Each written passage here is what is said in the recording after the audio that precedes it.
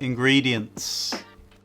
So when I say ingredients, what I mean is components, tools, devices, things that you can use for making your own comic strip. When I say things you can use, what I mean is stuff like, and you'll recognize all these things from, you know, reading comics. You guys probably know all this already, so I'm just doing it to remind myself what I'm talking about, basically. But I mean things like frames, different frames, frame sizes. We're looking at different ways of using this.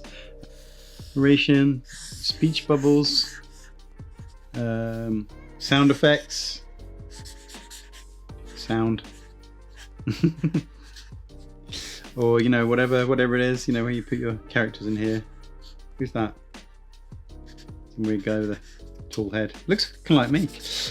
So you know, just using these different, and then also, you know, the kind of different things you can do with it.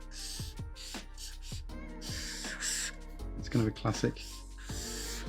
But in fact, my example is not the best. So what we're going to do is we're going to look at some varying, contrasting kinds of layout, content, the way people use these elements, these different elements, frames and speech bubbles and all those different comics ingredients that we're kind of used to seeing, and people using them in different ways for different means, different ends, different atmospheres. So I've got a few examples here. So this guy's a very interesting kind of comics hero, Chris Ware, and he has got some crazy frame layouts here, which are very expressive. And as you can see, he's kind of a layout master. He really looks at comics as being a sort of a feat of design, like it's more about design than anything else, which is really interesting. And he's kind of like symbolized his character in these kind of stylized ways with these thick lines and these very clean colors. I mean, it's very beautiful. So Chris Ware, I mean, he's just an amazing example of very complex, you know, I mean, I'd look at this and I would find this daunting. So we'll remember that I find this very daunting. I'd look at that and I'd think, oh my gosh, I could never do comic strips. This guy is almost like the opposite of Chris Ware, John Porcellino, King Cat. Now this guy, I love this guy also, very affecting comics. This guy's one of the masters of the form. And his format is just super simple.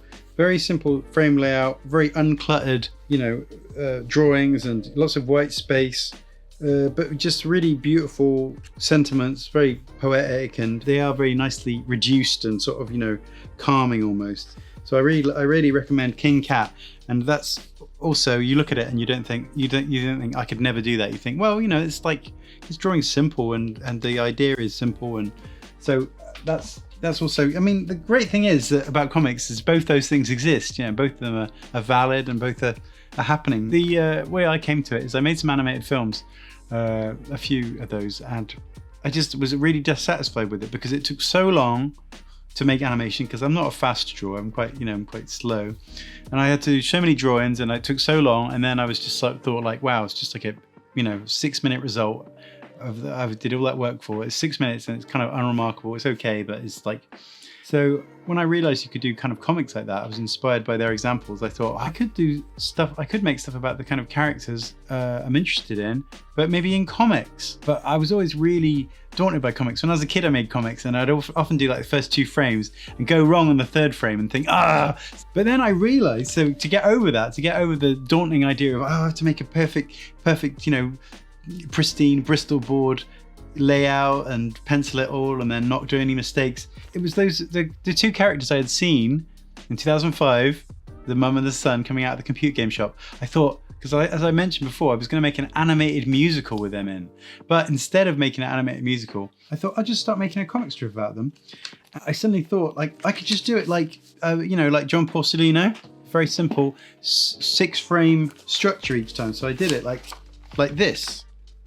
And as you can see, they're all, I just did it all on separate bits of paper, so then I wouldn't even have the problem of going wrong, you know, by frame 3. If I drew her wrong, it didn't matter, because I just ended up, and I really did cut everything out. So I cut all these bits out, and if you see carefully, you probably can't tell, but all the speech bubbles are cut out too. I just cut those out and just stick them on. So it was almost like doing it in like analog Photoshop or something like that. Now, I would draw it on a bigger bit of paper than this. And then I'd use this, I made this viewfinder. So I'd sort of, you know, I'd draw my picture on a bit of paper. You know, I'd draw like, you know, the teenager like this with his long hair. So I would draw it, and then I'd sort of frame it up like this, and then I'd trace around, you know, the line. So that's how I'd frame it. So that's what I'm basically trying to express to you is there are so many different ways of putting a comic strip together. If you want, and I know now there's software, I don't know how to use it myself because I'm not really good at drawing on a computer, but you can do that. And then that also gets over the problem of, you know, if you go wrong, because you can just use the old virtual eraser or whatever on Photoshop or in any of these programs. It's all like means to an end, you know, it's all technique. Also, like, even we're talking about text and image earlier. This is even this has a narrative, you know, it's like a series.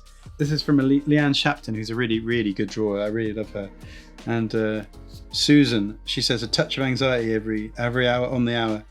These are just great, you know. This is a really good anthology. They have got several volumes of an anthology of graphic fiction, cartoons, and true stories. And they bring this out kind of yearly. I think it's edited by different people, and it's just really good because you get to see all sorts of different styles, all sorts of different content, and you realise that there's very few rules. In terms of format, especially if you're beginning, it's really cool. Like looking, there's all sorts of different actual formats. Those are sort of hardback books or graphic novels, and people make all sorts of little zines.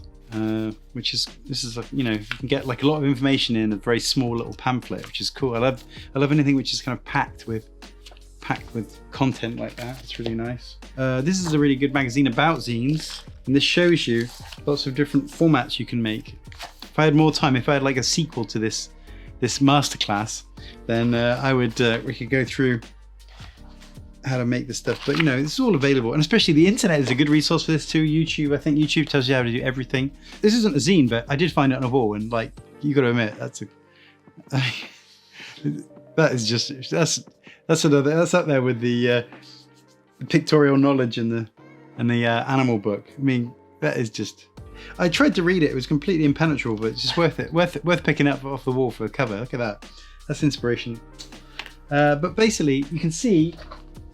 Anything goes really in terms of style, content, and format, you know. So that's pretty much all I've got to say about the ingredients and the techniques, formats, whatever.